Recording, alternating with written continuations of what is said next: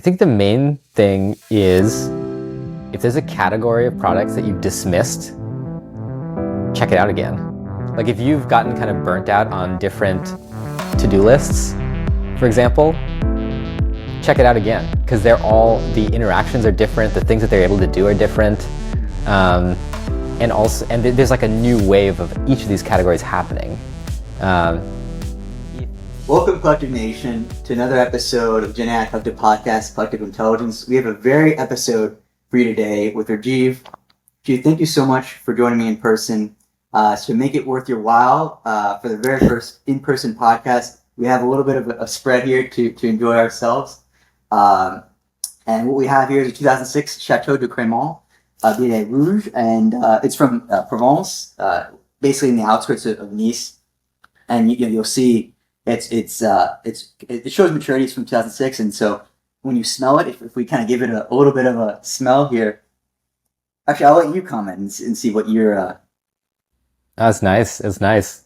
Smells like a GSM, like a Grenache Syrah Mourvèdre blend. Mm-hmm. Got a little bit of age, but it really doesn't show its age that much. Yeah, it's in a good place. Soft tannins. Got some Gibbs Marangoni effect going on here with the tears. Mm-hmm. And what do you think about? I mean, you are for the audience's sake. We know that you have a background in wine. How did that kind of passion come about? I haven't worked in the wine industry in a while. I started a club in college. I got really into wine in college, and then have kind of bounced between the wine industry and the tech industry a few times.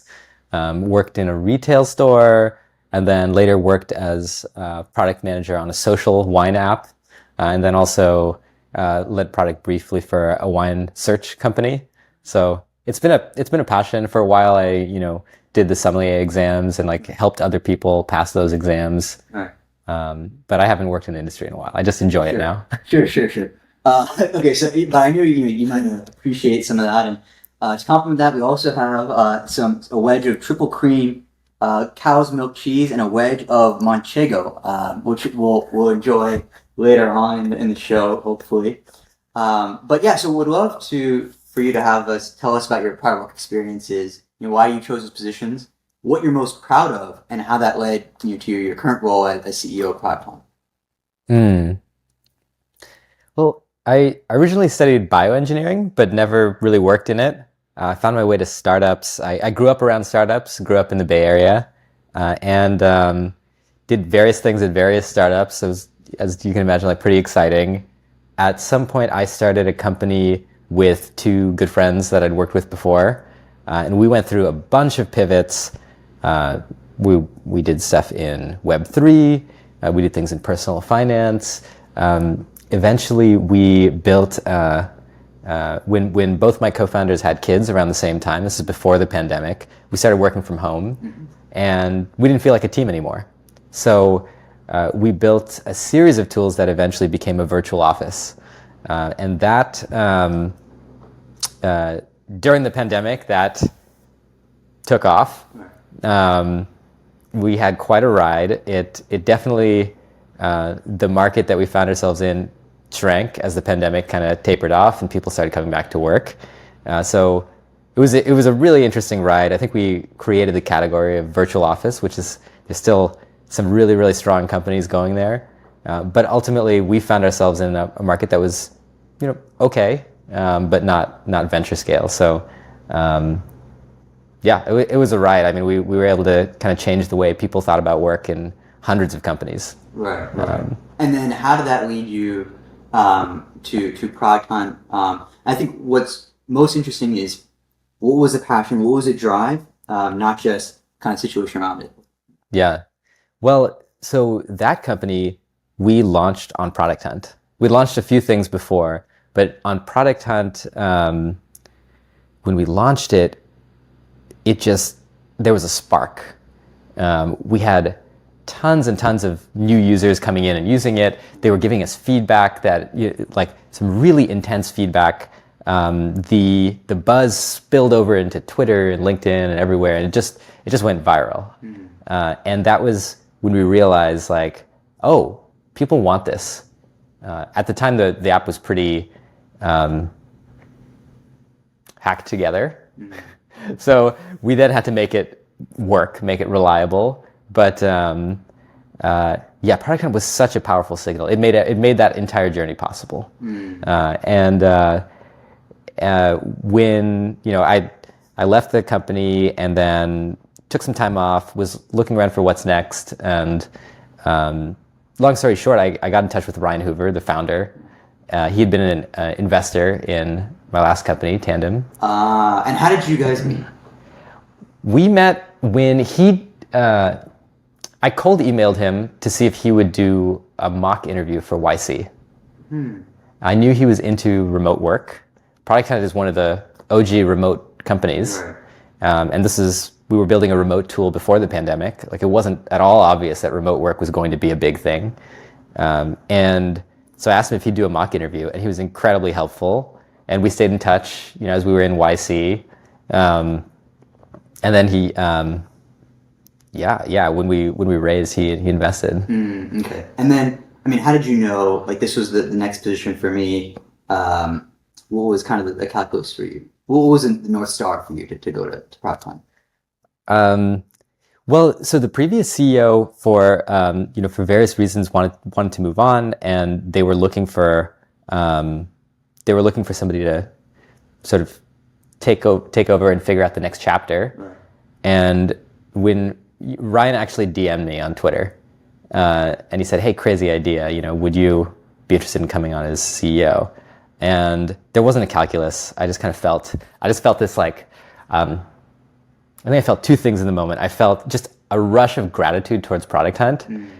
Launching our very first side project on Product Hunt is what gave me and my former co-founders the confidence that people wanted this to like jump in and build a startup. Right. So gratitude, and then also this sense that Product Hunt's next chapter is unwritten. Like, it is the default place where people launch, but there's so much more it could be. We can get into that, but I had this sense, it wasn't clear at first, but I just had this gut sense of, like, Product Hunt is a tremendous force for good in the startup ecosystem, and it could be so much more. And the thing is, the emotional connection I have, or when I see Product Hunt, is because there's a few institutions in Silicon Valley that have made a lot of entrepreneurs in the area. So you have Y Combinator is one of them. Like with Hacker News, like a lot of what goes on in terms of like new dev tools that get discovered. A lot of that happens in Hacker News. A lot of it happens in Reddit forums. And at least for me, like I have Product Hunt actually like bookmarked as like what opens up first on Chrome, because that's how you know that, and then like some ML papers, like papers of code is another, like just so you can keep on up to date with the space. And I feel like Product Hunt is one of those institutions in Silicon Valley, is that it has become that. And so I totally resonate with your background and your history and what Product Hunt means to you. And I think with that, we'd love to kind of get into the AI discussion portion. So the fabric of Product Hunt's story, I think is going to be heavily interwoven with AI, and I'm sure that's going to be an important part of your future as you kind of step into this role. Like, how do you foresee AI kind of enabling discovery? Because at least for me, the key magic of Product Hunt is you can go from a nobody to, if you just work really hard and you have a craftsman mindset, you can you can put your tool in the hands of many people around the world. So that's one of the key things. Like, how do you think AI will sort of enmesh itself into Product Hunt moving forward? Well, to start, AI is changing what's possible to build dramatically. And we're seeing that on the leaderboard every day. Right. So, categories are shifting. Of course, different AI categories are taking off. And with a lot of things becoming a lot easier to build, what's more important than ever is kind of filtering through, well, what do people actually want? And the Product Hunt leaderboard is that arena where you really test your ideas against the market. So that's, I would say, like, the leaderboard is getting both more vibrant and sometimes more competitive than ever. But I think it's in a good way that like kind of gives everybody who's launching in aggregate like a more eyeballs. In terms of discovery, so there's another thing in terms of discovery. One of the things that I think is unique about AI is the developer infrastructure is progressing like far ahead of a lot of the end user applications. Like there's like an explosion of possibilities in the dev infrastructure. We are seeing some crazy new applications, but certainly dev infrastructure is leading a bit, right? A lot of people have been rationalizing this as sort of build deliver the shovels and picks the next before the gold comes. And the gold is coming. Like we can all see it coming, but also that means that as a builder, it becomes not only interesting to discover what other people are building, that's like the thing that Product Hunt's great at, but also to discover like what's behind the products that other people are building. And that is a big reason why we just launched yesterday, actually, shoutouts, which is another dimension of Product Hunt. So shoutouts is a way you can select 3 products that you couldn't have built this without, and like call them out, like give a little bit of gratitude. And there's some dynamics here that are interesting for launch. Like we let them know that a customer's launching because they kind of want to know if their customers are launching. But what becomes really cool is now you can start to see this graph of what other builders are using. So Vappy, which is a voice API, a voice bot API where you can sort of build Siri-like applications. They shouted out OpenAI, they shouted out DeepGram for voice to text, they shouted out Daily for real-time voice and video. And you can start to see, these are the things that not only are people using, but they love. Because that's I think discovery needs to be multidimensional. It's not just about the end user applications, it's about like what's behind it. Like who are the people, who are the stories, like who are the people and who are the tools behind what we're building. And I think you've mentioned something that's really a critical idea, which is this idea of the leaderboard being a test to the market. Because you'd read like Paul Graham's blog a couple years ago and it'd be like, just ship a product. But then it's like, okay, I built it. Who do I go to next?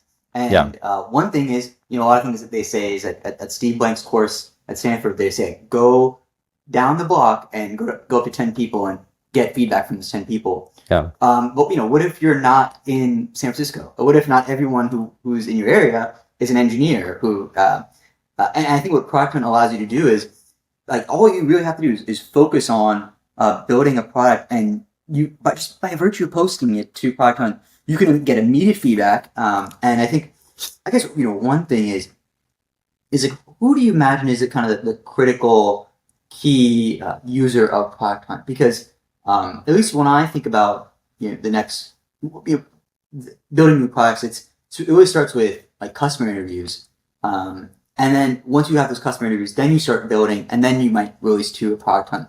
Like, is that kind of who you imagine? Is it sort of an indie hacker? Like who's the customer persona that you're obsessed with?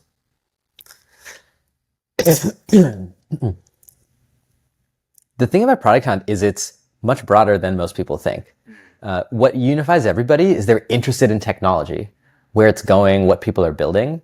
So you see, it's not just indie hackers, it's not just venture-funded startups, right? It's also people who are building side projects while they're at maybe a larger company, or it's people in certain groups of, it's that person who brought Notion or voice flow into their kind of larger company because they're the early adopter, or it's people who are thinking about starting something or are in between startups. It's really it's investors, it's people in media. It's like a very horizontal cross section of tech. Like in a way, asking like who's on Product Hunt is sort of like asking like who is in tech. Who's into tech? It's a lot of people. It's a full ecosystem. Right. And Product Hunt is like a slice of that. It's not a sector of it, it's a slice of it, which is kind of cool. And so, I think what that means is that we see just a lot of interesting dynamics play out on the leaderboard every day. And a lot of products, actually one thing I'd suggest, like maybe you do this already, but take a look at the lower section of the leaderboard, because that isn't necessarily worse products. Right. Sometimes they're more niche products or more focused products, Right. and they still get a lot of engagement and interaction and questions. And we might actually do a section call out in our newsletter, like the bottom of the leaderboard, because sometimes that's the most interesting Hidden stuff. gems. Yeah, hidden gems. Yeah. So I think, and I totally agree. I have found that consistently is that oftentimes what's at the top of the leaderboard can be maybe it's just a really kind of hip topic, and then you go down and it's like, oh wow, I've been looking for a tool like that for a very long time. And I think it's sort of similar to like when you go on maybe like a Reddit where it's like what's kind of the most trending topic is like if you just kind of dive a little bit deeper, there's a lot of interesting stuff you'll find, a lot of nuggets of wisdom. And your point on who is the kind of key person, I think that's what we talk about with this podcast. Like who is the listener? Like oftentimes it's founders and operators, but like a lot of it is just people with a wide range of interests. And one of the things for me is like who's the person that you have empathy for on the other side of the who do you imagine is on the other side of the camera? And for you, it's like who's on the other side of that end product. But that kind of leads us to my next question, which is you were mentioning some success stories there, and I think Product Hunt has been instrumental in the success of a lot of startups, and providing kind of a platform for them. But with AI reshaping the landscape for how we interact with and sort of process a lot of information, what vision do you have for integrating AI into Product Hunt's ecosystem to create a more personalized experience? So this is a topic that a lot of people have been discussing, which is the idea that you can have your own movie, and it's not going to be this mass market movie where maybe in the 1900s to the 2000s, it was all about how do I find the lowest common denominator, the Henry Fords of the world, building Coca-Cola. It's like this one taste appeals to a whole swath of people. Whereas with AI, you can take that same customer experience and tailor that to each individual on the fly. And I think we had a little bit of that with, I think Facebook Newsfeed was one of the first products that ever did this, where each experience was tailored to you. But I'll stop rambling and let you kind of discuss like how do you think AI will kind of create that personalized experience? Sorry. Personalization isn't a big priority for us, actually. I think there are things we will do to allow you to subscribe to certain topics and categories. Like there's some things we're exploring there. But the thing that's amazing about Product Hunt is it's a shared leaderboard. It's a thing that everybody's looking at. It's sort of this central place. So the way we're using AI is more around exploration, like making exploration better, making search better, making it easy to like structure and summarize data, kind of those types of use cases. Things that like help extract signal, everywhere you look, and help you kind of navigate Product Hunt. But I wouldn't say like personalization per se is a big focus. Mm-hmm. And maybe you could dive a little bit deeper into the areas of sort of search, like maybe three things on kind of what you think is the highest priority there, and then how the latest innovations in AI might help you achieve those goals. Or I guess, has anything sort of changed in particular, like in the last year for Product Hunt? Just because, I think, and let me kind of give you my background on why I'm asking this is because 2010 and 2020, at least for me, I felt like was the rise of analytical AI. And so you have some of the big AI companies, C3AI, Palantir, Domo, who made a lot of, Alteryx is another one, which is also going to get bought out soon, or might have already been bought out, who have kind of made their money in terms of analyzing and making sense of the raw data. Whereas I think the next generation, 2020 to 2030, will be about creating differences, creating new content, creating new experiences. Is that how you see it, or maybe you disagree that there hasn't been that distinction is a little bit less relevant?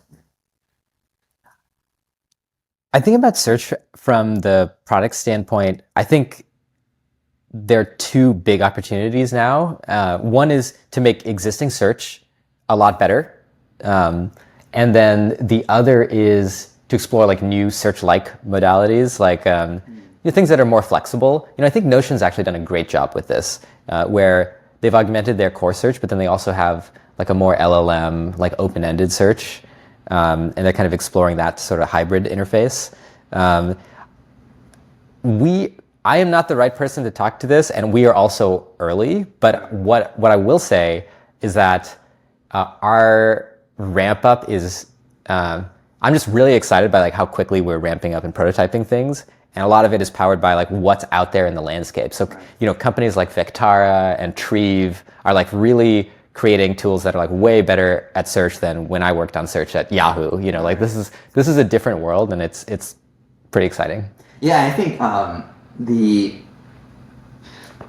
with companies like Perplexity, what I think everyone has learned is that search for 20 years was just a no man's land, and when Yahoo and Google, once they won the market, when Google really Google, but once that happened, everyone kind of cleaned up their hands and said like, that's it, we're done. And then people kind of tried to do internal search tools like Elastic. Elastic is a good example of kind of enterprise search. But I think I totally agree that with the landscape, particularly has changed because of the being able to do like semantic search. So the fundamental reason why, one of the reasons why ChatGPT is able to produce such great results is because some people might disagree with me here, but I think it does have some sense of meaning. Whether it has an internal consciousness of that meaning, I think it still has some representation of that meaning. And with that internal representation of meaning, it's able to kind of create a step function and improvement in search. So maybe curiously, what's your game plan for product hunt outside of sort of adding new AI functionality? You mentioned shoutouts. Maybe set out the grand vision, the scheme, if you will, for the future. For the next 5 years, how about this? If you're successful, what does product hunt look like in the next 5 years? We're the place to discover new products. To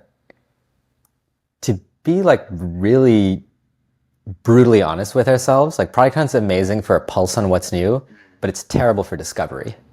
Part of that is, like where we focus. Like the leaderboard is so important that a lot of the energy has gone into like making sure the daily leaderboard is good, which is great, right? But the opportunity is to have the daily leaderboard create like a graph of products, and this is already starting to happen, and people are trying to use Product Hunt this way. But sorry, but shoutouts is just one little step in taking. I don't know if I want to say one little step.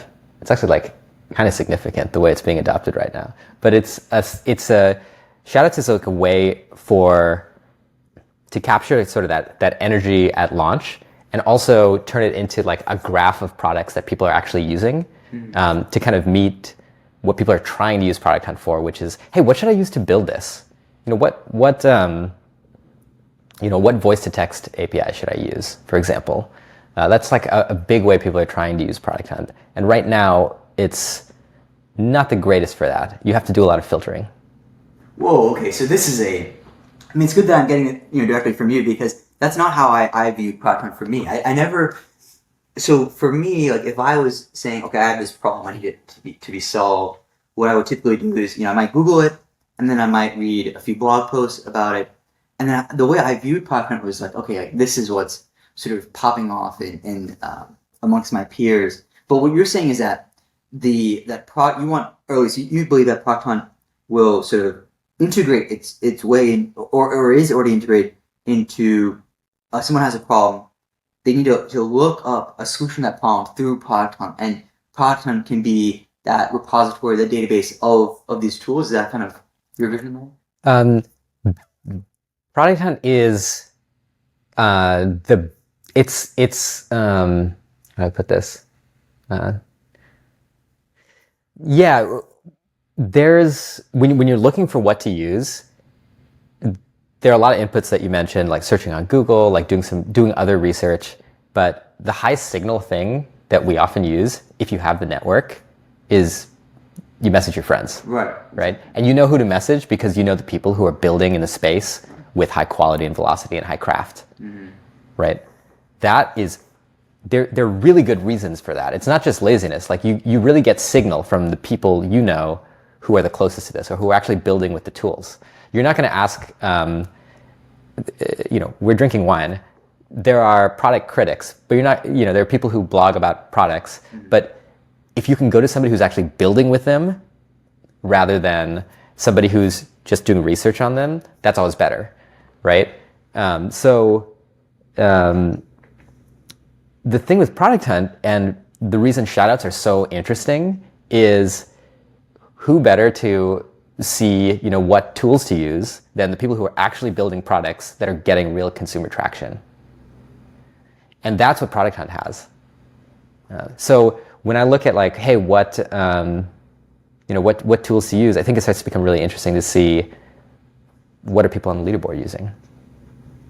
And then how do you think about the sort of upvote functionality versus the commenting? Like what's one of the things is that kind of there's a limitation to like the upvoting, which is that like it's very communicates a lot and that's very binary, so it's very clear. But it also there's a lot of maybe signal that does not represent that you'd also see in the comment section where people are like, okay, I like this, and that's one of my favorite parts about product is that when you read the comments and people write breakdowns of a product. I guess how do you think about changes to that, or do you think that it's going to kind of keep that same functionality in place moving forward?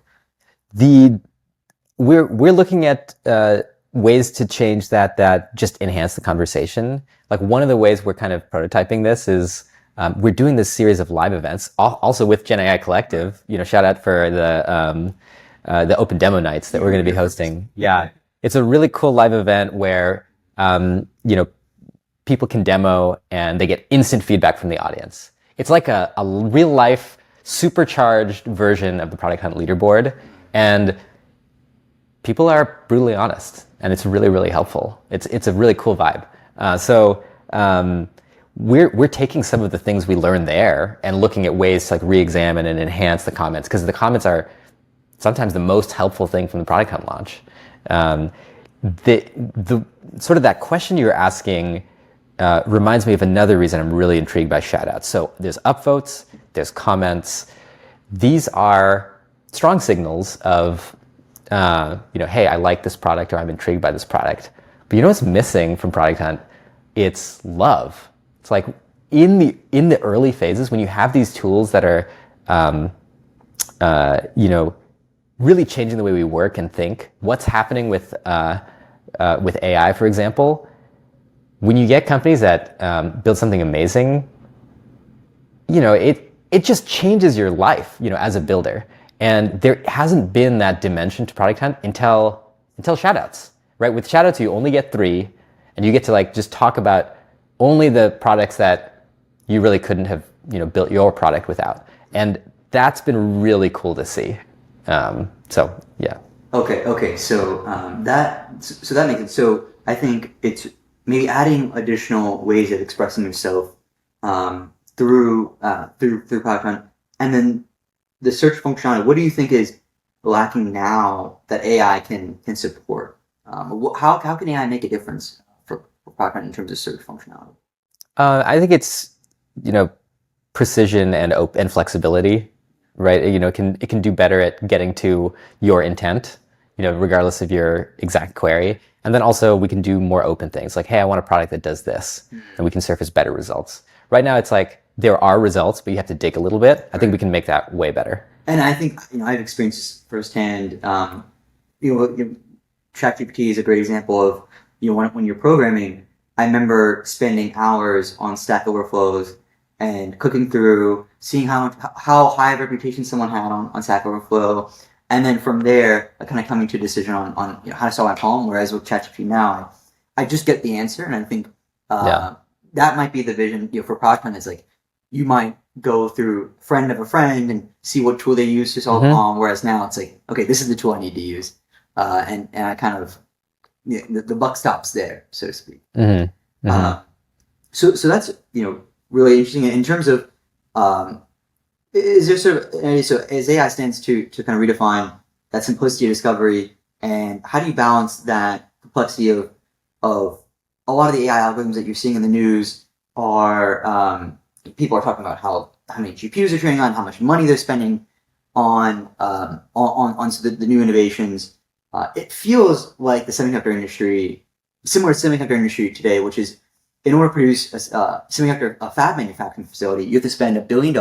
You have to create the foundation where it's sort of earthquake resistant, and you have to do all this sort of stuff just to build a fab manufacturing facility. Whereas maybe 50 years ago, 70 years ago, it wasn't as difficult. How do you probably keep a balance between sort of heavy investments into AI versus staying lean, doing experimentation, seeing what works, and then from there betting heavily? You mean on the Product Hunt team? So I guess more of so we kind of prior we were kind of about what could be done, and then now it's more sort of implementation. So hand-to-hand combat. A lot of listeners are also sort of leaders of product organizations, and they're thinking about how to integrate AI into their ecosystem, their tooling. But it's hard. Do you hire a consulting firm to come in and sort of build a bunch of systems, or do you kind of have a tiger team that's playing around with AI? So how do you think about that? It's both. It's kind of a combination of both. I think there's some things that are, some things haven't changed about product development, like kind of in our world, right? Like building quickly, talking to users, like these things are fundamental. What is different is that the tools that we have are changing a lot. And so we are investing and spending, a lot of time just staying close to what's new. We have a really privileged position because we actually see a lot of things that are new. So I think that's one of the most exciting things about being at Product Hunt now. We are using and also working with teams that are building some of the cutting edge tools. But also these tools only matter in as much as we can deliver value to the people using Product Hunt. So we talk with people. This is part of why we do the events. We want to hear from everybody.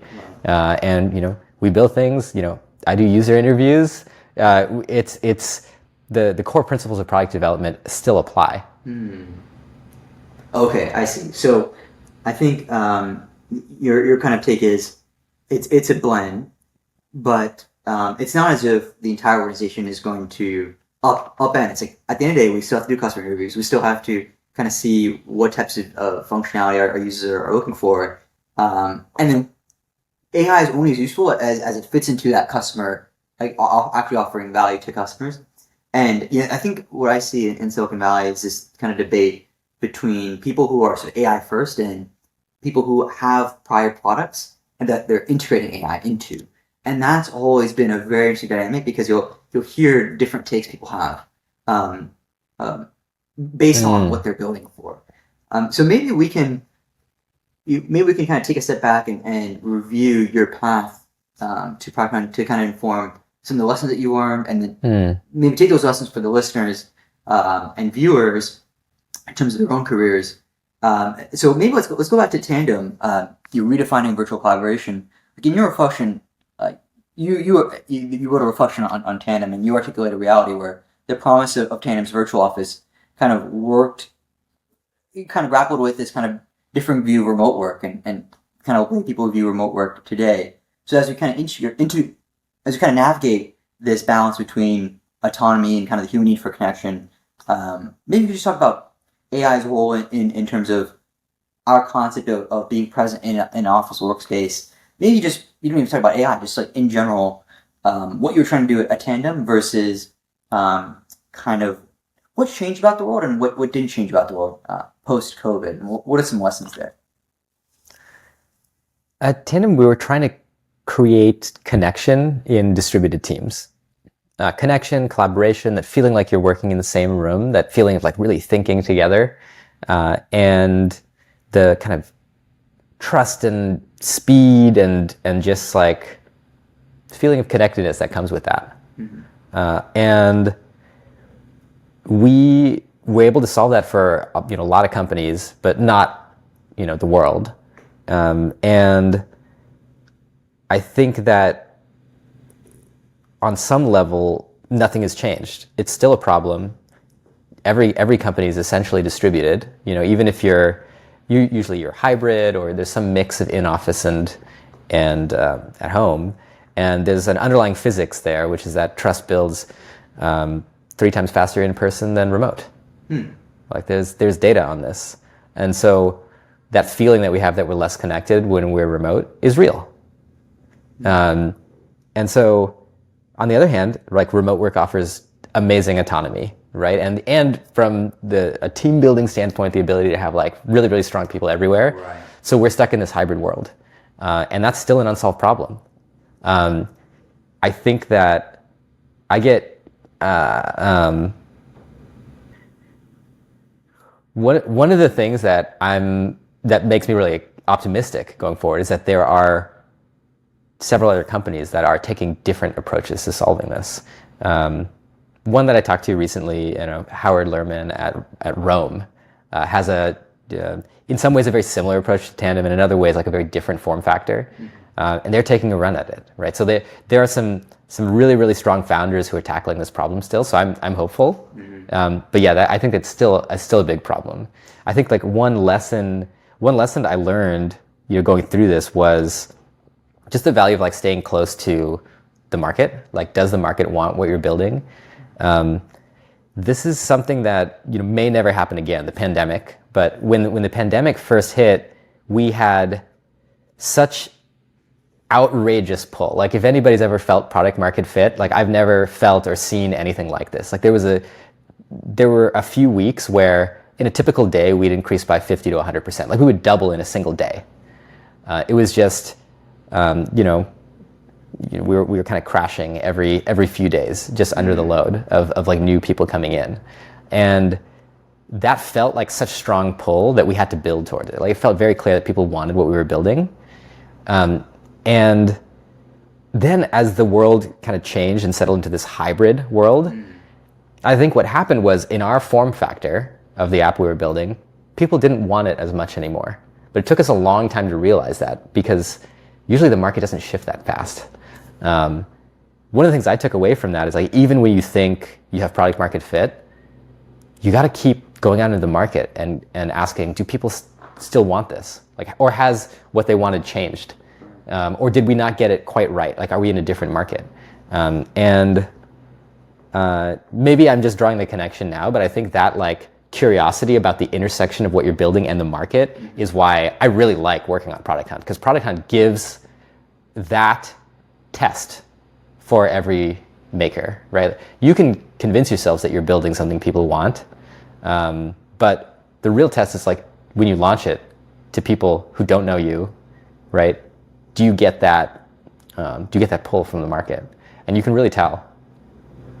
So what you're mentioning is a super interesting topic, because if you talk to people in that stuff, they'll always say, right, you hit product market fit because you feel it, and obviously you felt that. I mean, were there? I guess let's start with this. Like, what was the most challenging piece about kind of staying up with the market pool? Was it a technical challenge? Was it like what type of sales motion were you doing? Or we weren't doing any sales. It was 100% just organic pull. There were 2 challenges. Like people clearly wanted an app to deliver kind of remote collaboration. It was failing in 2 ways. The underlying reliability was really tough, and also the interactions, like the UX interactions, weren't really creating serendipity.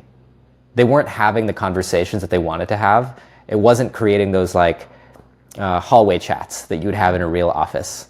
There's a lot of UX problems. Like I think the fundamental tension is I want to talk to my coworkers, but I don't necessarily want to be available all the time. Right. And I want to share my availability sometimes, but I have to feel like my privacy is respected. And we through just a ton of iteration found ways around that. Like we show what app you're using, like if you're in VS Code or Terminal, kind of like in Discord when you see what games your friends are playing. And that's a way that, we're not showing too much. We're not like showing your desktop or anything, but your teammates can kind of tell whether you're available. There were a bunch of little unlocks like this that summed up to, half of all calls were under 15 minutes. And people are spending hours in the app talking. It was really delivering those hallway chats that people wanted. Right. So it was sort of half technical and half UX that had to be solved.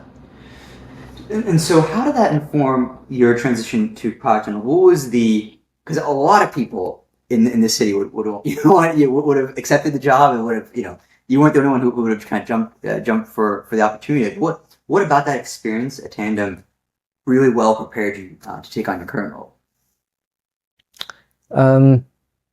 That's a good question. I think that there are,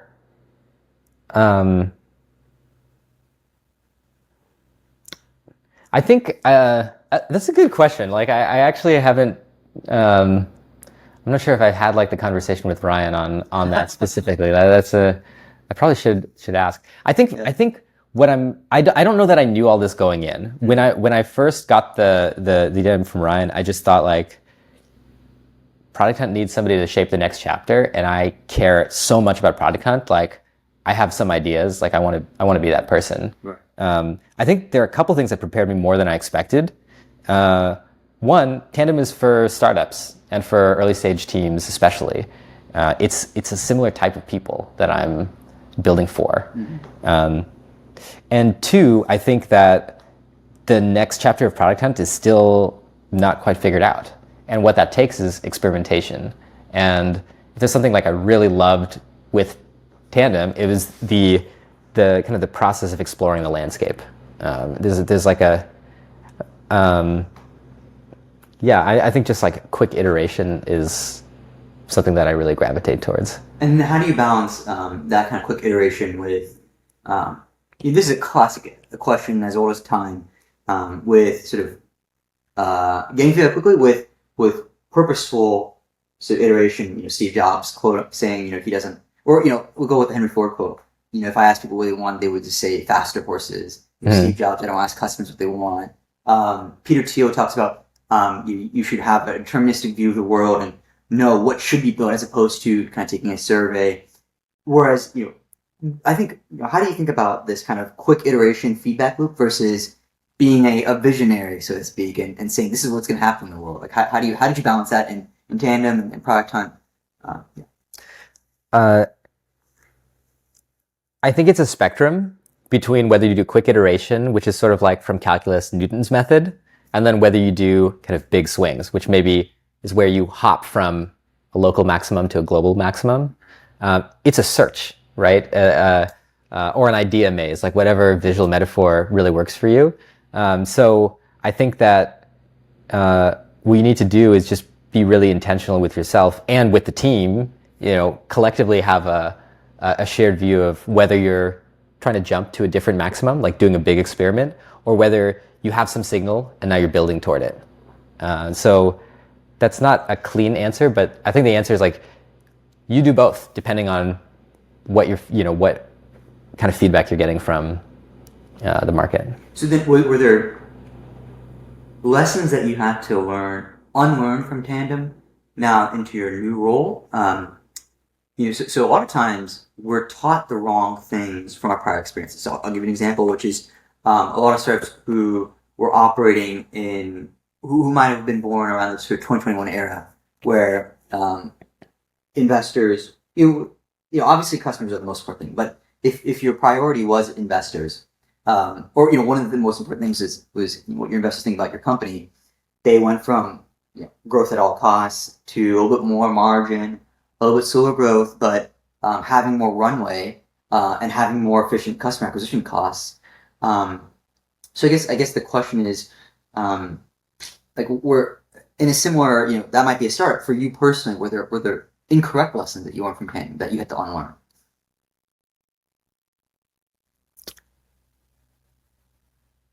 Yeah, actually, this is a big one. I think we were all such builders. Like, we came from building consumer apps at Yahoo. if there's one thing I believe I was really dogmatic about at Tandem, it was like no marketing. No marketing. Like I wanted product-led growth at all costs. I think Slack had a huge influence. Slack, Dropbox, these like iconic companies had a huge influence on an entire generation of founders, of like enterprise SaaS founders who came from consumer.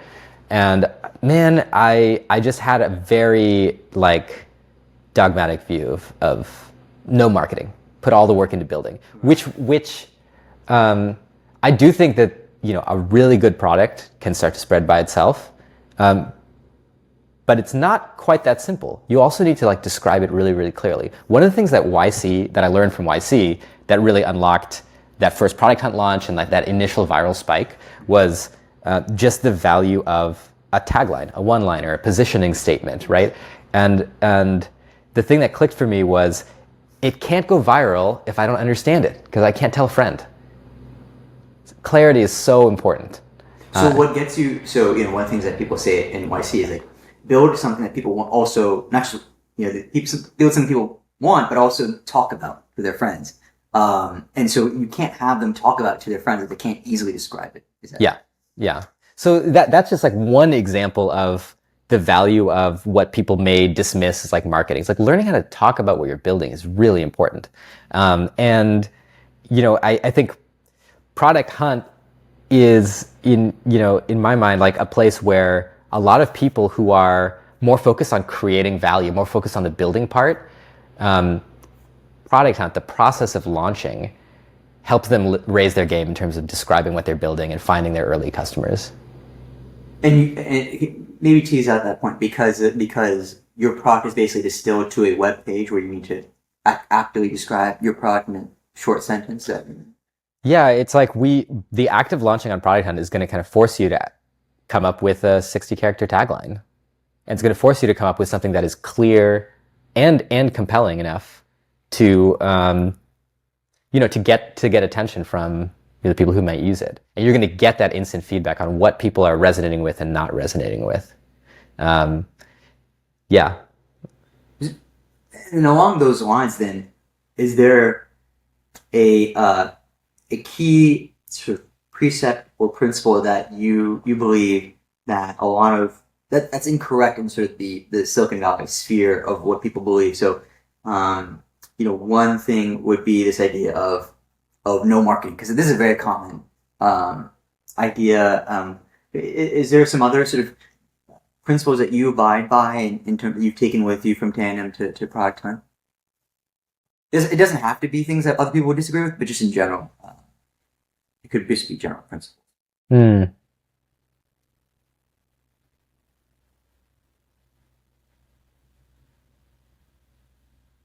I'm trying to think of like what would be the most like helpful kind of unconventional thing that I took.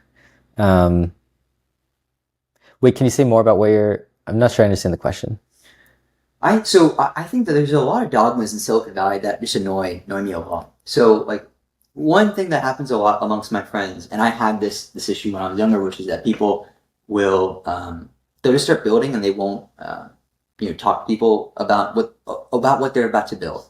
So what people will do is they'll have a hackathon. What's the point of the hackathon? Well, I want to put something together and ship it. In my mind, like, you don't even know sometimes what should be shipped in the first place because you haven't talked to anyone. You haven't had a conversation. That's why I love Lean Startup, and I wasn't pushing back on that. The idea of Lean Startup, the idea of having conversations with people. It's just that there are situations where we're talking about might not be the solution, but oftentimes I find that a lot of my friends would just start building and they won't talk to people about it. Other things are this idea that it's always good to just. I think it's a lesson that people learn in 2021, which is it's always good to have your foot on the pedal at all times. It's a market share grab. And I think that's also can be a wrong opportunity. Sometimes it actually is about making sure you have enough runway and can survive. So some things like that. Maybe it doesn't even need to be sort of contrarian. It just could just be, this is what I believe in. When you're building a product, you should abide by these sort of 5 principles. Yeah. It's interesting. It's like,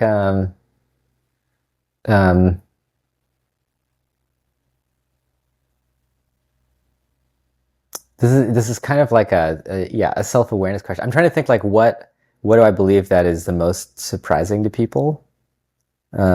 It's most surprising to people, and for some reason, like not a lot of product things are coming up. It's more like company operations Okay, we would love to stuff. hear that. But I don't know. I don't know how that's Um, let me think on the product side. Um,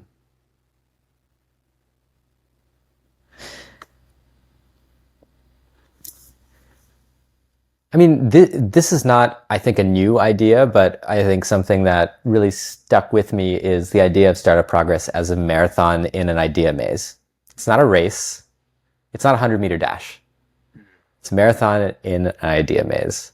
And what that means is like, uh, basically talk to your competitors, like share knowledge, like as, within reason. But, uh, if somebody makes it, it's very likely that there'll be room for multiple. And there's usually more value in sharing knowledge than in not. Um, you're far more likely to die by other means than for a competitor to crush you, I think. I really think that's true. Also, um, I don't know, competitors can become your closest friends.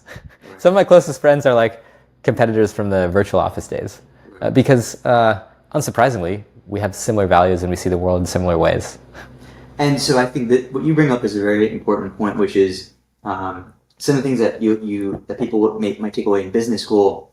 There are techniques for where like the market isn't growing as much, where there's people are using this particular tool already, and the goal is to displace them or to remain as an incumbent. Whereas I find with startups, oftentimes the person doesn't even know like they have a problem, like that they've just been doing it the same way. And your biggest thing is your biggest problem isn't even displacement. It's just a matter of like apathy. No one cares. So like getting people to care about the problem that you're solving. And I think one of the ways you do that is just like I wish I'd been more like when I was younger. Like with things that I built, I wish I was more manual, just like going door to door and like telling people about it. Yeah. As opposed to, I think I hid behind. I don't know. I think there's something to be said. Just like going up to people and saying like, "Hey, this is what I built. Can you check it out?" Actually, that's a great point. You show people what you're building, launch, right? I think that it's become such conventional wisdom that you need to launch early that a lot of founders who I won't name, who I've talked to recently, have invented new excuses for why they are not subject to the conventional wisdom. And I'm guilty of this. Actually, a lot of people have asked me, like, what is the most valuable thing from our time at YC? And I would sum it up in one idea: speed. We learned what speed looks like at different phases of the company. And it looks like different things. Like often, if you're building an enterprise company, speed is not writing code, it's talking to customers, trying to make sales, right? If you're building something that's more like what we were building, the virtual office, we thought, okay, we're going to crank out a few table stakes features, and we're going to build self-serve, and then we're going to make the calls reliable, and then in a few weeks we're going to launch to YC, and then in a few more weeks we'll launch on Product Hunt. And I remember talking, we were telling our plan to Gustav, who's one of our main partner at YC, and he said, yeah, so you should launch to YC like today or tomorrow, and then on Thursday you should launch on Product Hunt. Not in a few weeks. And so many excuses, right? We just spouted excuses. We can't do that. Like it felt terrifying. And then he kind of listened patiently and then just like questioned that, like, can you just build that now? It's like, well, we need this. We won't have this built. And at some point he said, like, he pushed us. He said, you need to launch this sooner because it's more important to find out whether people want this than to find out whether you can build it. Like, you can build this. And he was totally right. It felt uncomfortable, but we launched it. We launched to YC, and it did not go well. We were not describing it clearly. The product was too complex, and we learned from that. We changed the way we described the product. We found our way to the virtual office kind of description, and we cut out almost half of the product, quadrupled our onboarding activation rate, and when we launched on Product Hunt, it went viral. And we never would have gotten there sort of in time if we had kind of continued on that. Like, we would have gone down the wrong path. We needed to know whether people wanted it and what people wanted from it more than we needed to like build towards our vision. And I think that basically, like, if you're not kind of scared or embarrassed or ashamed or worried to launch, you've waited way too long. Again, this has been repeated so much, but I think it still bears repeating. So, okay, let's back up into why is speed important? Like, why couldn't you have launched it? Because of uncertainty. You don't know what the market wants, so every day you don't get signal, you might be heading in the wrong direction. I see. And also the market's shifting. There's a saying in alpine climbing, speed is safety, right? When there's a weather window and you see the peak, you got to go for it fast. The longer you take, the more chance that a storm will come in or things will shift. And it's funny because speed is something that comes up across all industries. In New York, in Houston, when you go back 200 years of businesses, like the businesses who end up winning a market were the ones who highly prioritized speed, constructed everything, their lives, their teams around speed. So I just find it so fascinating. That's the one takeaway, and that is often the one thing that people cite the most. Curious, like, how did you do that sort of honing in of the product to an essential few items? How do you decide what to discard? Because what I've found is that it's everything that you've built and that it's there is things that you felt were important, and you already feel like it's the minimum viable product. And when someone's telling you have to scrap more, you have to make it more simple. Like that can be very difficult. Like what were some of the things that you weren't doing that? It's really hard. There's no easy answer. Sometimes it helps to only build one thing because then you get clear signal on whether it works, people value it or not. So you can build very focused products and like kind of pivot the product sequentially. Sometimes it helps to sort of build a set of things and then you can show it to people and maybe it's more than the sum of its parts, or at least you have multiple shots on goal, and then you pay the price and it becomes a lot harder to distill what is actually useful. It's a trade-off. Like both are hard in different ways. Maybe you could tell, just as a case study, like, what were some features that you had to discard earlier on, just to kind of give people a frame of reference for what you mean by kind of refining the product and refining the vision. So Tandem initially was an app that let you see who's around and talk in one click. And then when you're in a browser on a video call, it was a Chrome extension that let you, in one click, get on the same page, whether it's a Notion doc or something else. So it let you look at the same thing somebody else on the call is looking at. It's like better than screen share because you're actually looking at that. For example, I'm on Figma. Rather than me screen sharing or me going to the Chrome bar, getting a link, sending it to you, I can just see that you're on Figma and in one click join you, open Figma natively. We can collaborate in a multiplayer way. Okay. At some point we weren't sure, like maybe that Chrome extension was the value versus the calls, because the calls are really hard to build. So we had these two halves, the Chrome extension and the app. Right. So see who's around, talk in one click, get on the same page. Those were kind of our value props. After we got several companies onboarded, I remember looking through Bookface for their emails and numbers and just stalking them until they got on a call and talked to several founders who had installed both, used both with their team, understood both, and were very clear. The Chrome extension is fine. The real value is I can see who's around and talk in one click. So we just completely deprioritized the Chrome extension, and that like quadrupled our activation rate. And so it's funny because there was a period of time, I think it was when Honey sold for like $1 billion, where the kind of knowledge or the takeaway for a lot of people in the Valley was that Chrome was the new platform shift, and that a lot of these extensions were going to be critical, and that you should kind of leverage Chrome. Because I think people thought about the App Store as a new platform. They thought about the iPhone as the new platform. But there was less certainty around Chrome, and that I think because it was off to the side, no one really thinks about it. But curious, like, is that kind of the thinking that went into creating the extension? It was convenience, and then like, why do you think that kind of creates such crazy performance uplift?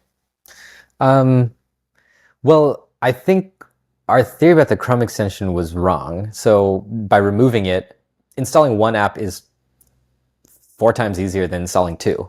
If you think about probabilities, right, it's like a kind of quadratic risk there that somebody's gonna like drop off.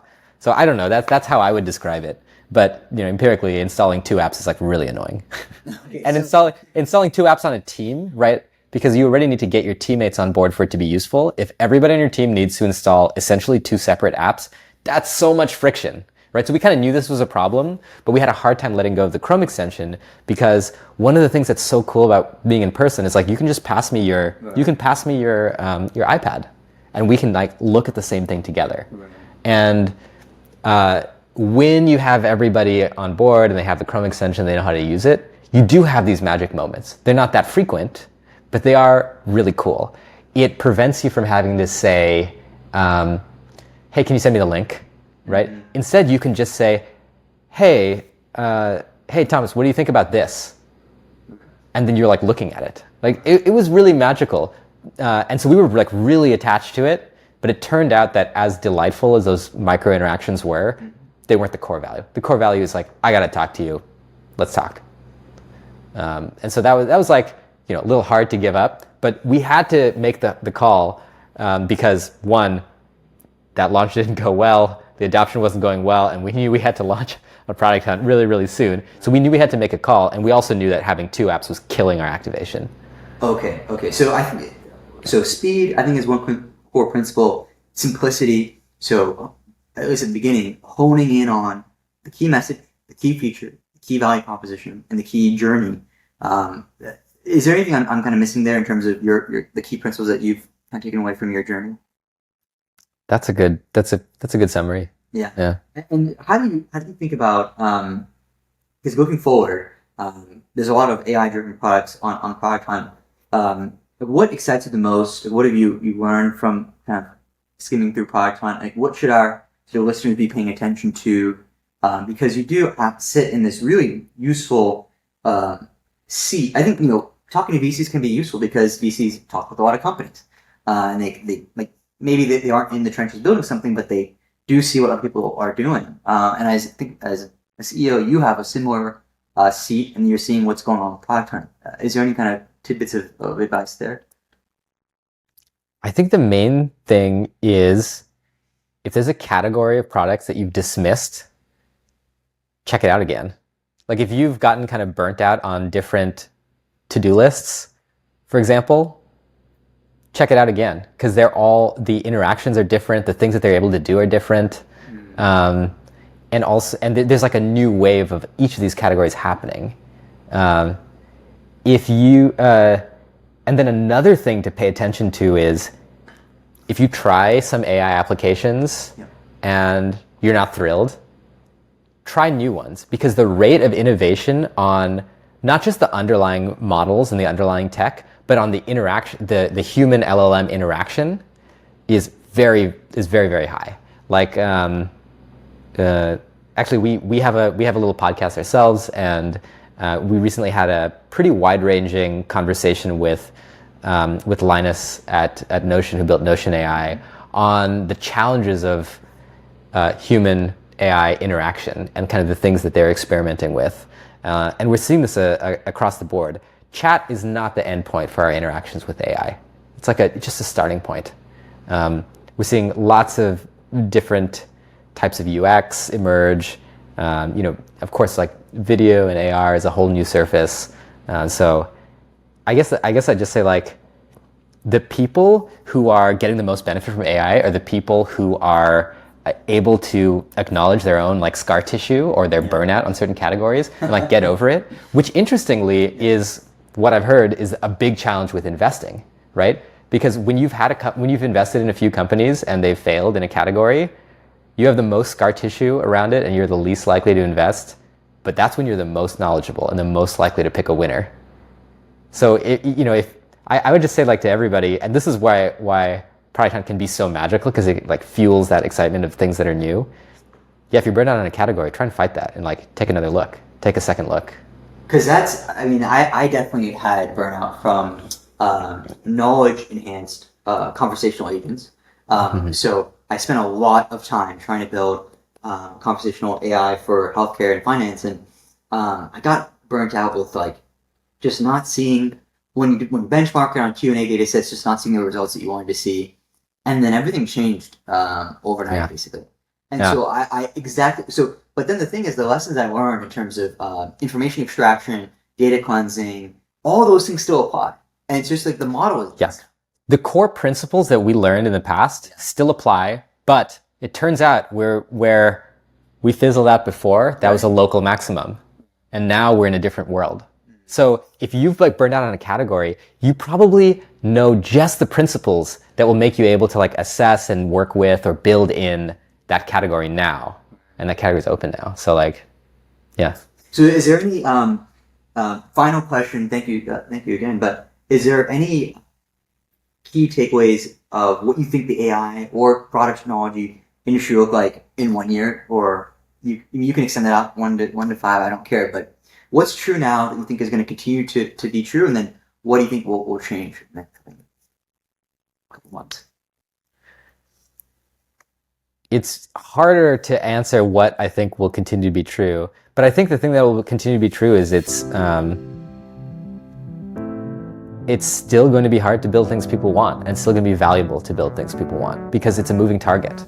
The things that we're doing, the ways that we're working, the way we collaborate, the way we do work, the way we relate to each other, right? Like all of these things are changing. So the tools are getting a lot easier to build things that we wanted to build before, but also, the markets are shifting, user behaviors are shifting. So I think I don't know. I think it's still going to be a hard and rewarding game to like build new things. Right. Yeah. I think to your point, what we'll see is that our workflows will change. When workflows change, our habits change. When our habits change, products will need to inevitably change with that. And so that will be, I see it in myself. From the way I code to what I do day to day has changed because of the abilities of, I mean, you talk about Siri. 10 years ago, no one would use Siri. And now conversational, so more speech activated AI is breathtakingly good compared to what it used to be. So I totally agree with that, is that things that you kind of mentioned, alluding to what we used it before, which is reimagining the lessons that we've learned, scar tissue that we've kind of built over. And so with that, everyone, that's our interview. Collective Nation, as we wrap up another episode of the podcast, I want to express my gratitude to our guests and to you, our curious and passionate listeners. Today's discussions have once again illuminated the terrain of AI, offering us a rare glimpse into the mind-shaping field that we live in. And as always, we're building this podcast with GenAI Collective, so please reach out with any feedback or suggestions. If you'd like to be a guest on the Collective Intelligence podcast, please reach out. Details for doing so will be in the show notes or podcast description. If you enjoyed this episode and would like to support the GenAI Collective podcast called Collective Intelligence, please leave a review or comment on your favorite podcast platform. Thank you for being a part of this journey. Until next time, keep exploring, keep collecting.